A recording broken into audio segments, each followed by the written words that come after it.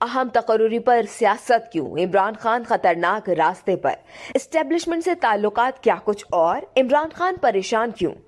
अहम तकर्रुरी पर सियासत करने के बारे में इमरान खान खतरनाक रास्ते पर हैं।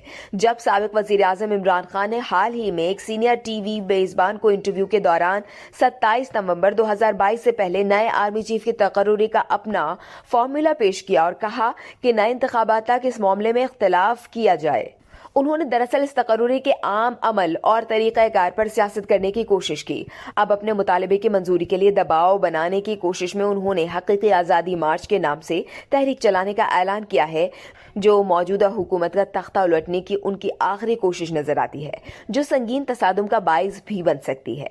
इमरान खान एक मकबूल लीडर जो अगले इंतखाबात में 2/3 अक्सरियत हासिल करने के लिए पुरुम्मीद हैं।